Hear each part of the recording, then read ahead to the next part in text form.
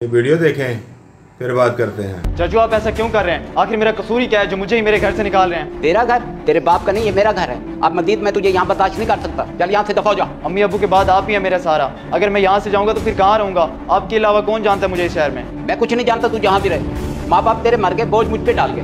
अब मैं तुझे मजीद बर्दाश्त नहीं कर सकता। मुझे बोझ ना कहें, आपने तो मेरी तालीम बंद करवा दी और घर का नौकर बना के रखा हुआ है। और बदले में क्या देते हैं? सिर्फ 2 वक्त की सूखी रोटियां। अच्छा, मैं तुझे सूखी रोटियां देता हूँ, खुद जाके कमा और खा, फिर तुझे पता चलेगा। मैं नौकर बन के रह लूंगा, जो मिला खा लूंगा, बस आप मुझे घर से ना निकालें। हरगिज़ नहीं, लगता है तू ऐसे नहीं मानेगा। चल बात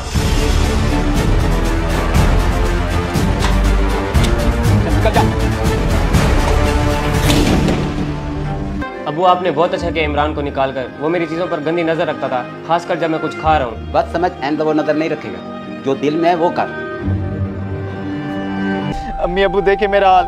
आपके जाने के बाद आपके अपनों ने मुझे घर से निकाल दिया है। अब मैं कहाँ जाऊँ? बात सुनो बेटा, तुम उमर के बेटे हो?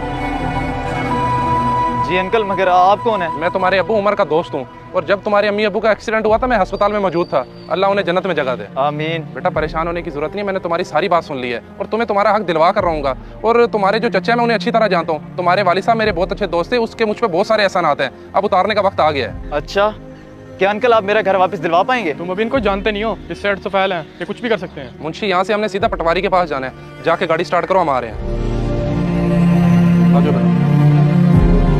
ये तो बहुत जुल्म किया फरूक ने, उसे ऐसा नहीं करना चाहिए था। बात तो वाकई बड़े दुख की है पटवारी साहब। अब आप ये देख के बताएं कि घर वाकई अभी भी उम्र के नाम ही है, ताकि ये बच्चे को हक दिलवा सके। जी जी, आप 5 मिनट वेट कर लें, मैं भी चेक करके बताता हूँ। जनाब ये लें रजिस्ट्री की फाइल, घर अभी भी उमर के नाम पे है। बहुत शुक्रिया पटवारी साहब। अब इस रजिस्ट्री की वजह से इस बच्चे को हक मिलेगा। चलो मुंशी सीधा पुलिस स्टेशन चलें। अब्बू आए ना मेरे साथ मार्केट तक, इस खुशी के मौके पर कुछ लेके आते हैं। हाँ हाँ, क्यों नहीं, चल लेते हैं, आजा।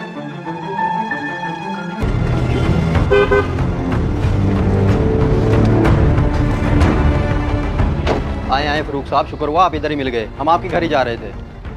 मगर क्यों जनाब, मैंने क्या किया है? मुझे क्यों रोका है? मैं लेकर आया हूँ। इसका बाप और तुम्हारा भाई मेरा दोस्त था, और तुमने मेरे दोस्त के बेटे के साथ बहुत ज्यादती की है। कानून के मुताबिक ये घर इमरान का है और तुम इसे निकाल नहीं सकते, बल्कि ये हक इसे हासिल है कि ये तुम्हें निकाल सकता है। तुमने नाजायज कब्जा किया हुआ है इसके घर पे, इसलिए तुम्हें गिरफ्तार किया जाता है। गिरफ्तार?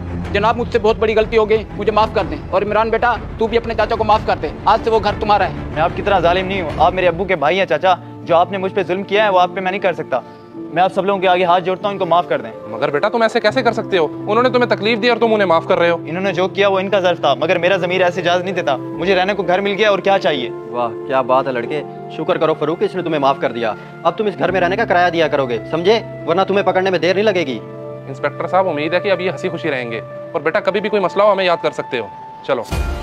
एक दूसरे का एहसास करना चाहिए और हक किसी का नहीं मारना चाहिए। अल्लाह अमल की तौफीक अता फरमाए। आमीन। जज़ाकल्लाह।